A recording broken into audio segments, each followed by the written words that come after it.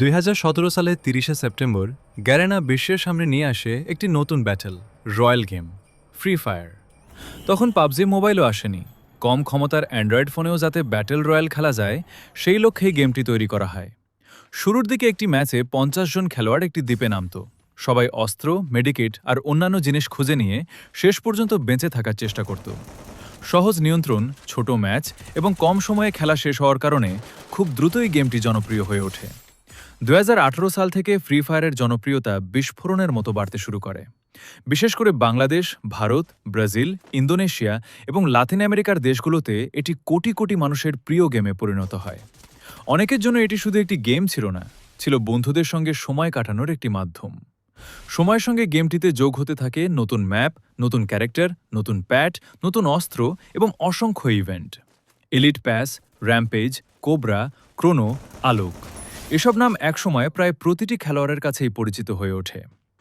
2021 সালে গ্যারেনা আরও উন্নত গ্রাফিক্স ও অতিরিক্ত ফিচার নিয়ে প্রকাশ করে ফ্রি ফায়ার ম্যাক্স। এটি মূল গেমেরই উন্নত সংস্করণ, যেখানে একই অ্যাকাউন্ট ব্যবহার করে খেলোয়াড়রা আরও সুন্দর ভিজুয়াল অভিজ্ঞতা পেতে শুরু করে। তবে পুরনো খেলোয়াড়দের কাছে ফ্রি ফায়ারের আসল সৌন্দর্য শুধু গ্রাফিক্সে ছিল না। তাদের কাছে সবচেয়ে প্রিয় ছিল সেই পুরনো লবি, বন্ধুদের সঙ্গে রাত জেগে খেলা, প্রথম বুয়া পাওয়ার আনন্দ আর প্রতিটি ম্যাচের উত্তেজনা। আজ গেমটি অনেক বদলে গেছে, নতুন নতুন আপডেট এসেছে, অনেক কিছু যোগ হয়েছে, অনেক কিছু হারিয়েও গেছে।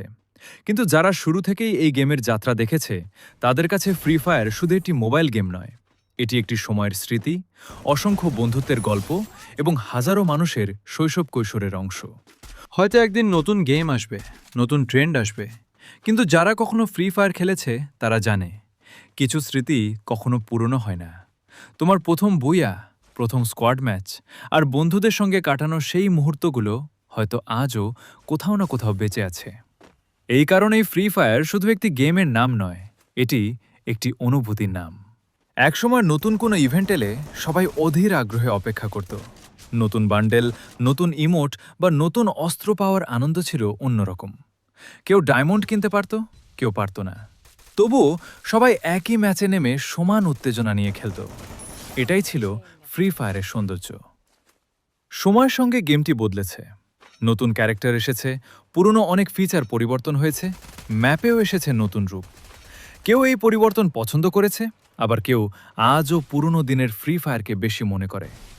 অনেক পুরনো খেলোয়াড় এখন আর নিয়মিত খেলে না, কিন্তু যখনই পুরনো কোনো লবির গান, পুরনো ইভেন্টের ছবি বা পুরনো গেম প্লে চোখে পড়ে, তখন তাদের মনে এক মুহূর্তের জন্য হলেও সেই দিনগুলোর কথা ফিরে আসে।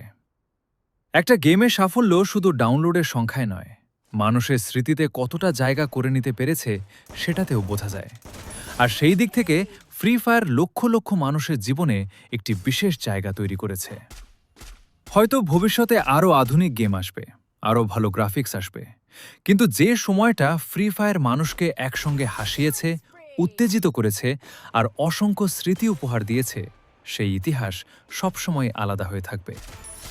তোমার যদি সেই পুরনো দিনের কোনো স্মৃতি থাকে, তাহলে সেটাই প্রমাণ একটা গেমও কখনো কখনো মানুষের জীবনের গল্পের অংশ হয়ে যেতে পারে। তো গল্প করতে করতে আমারও ম্যাচ শেষ হয়ে গেছে।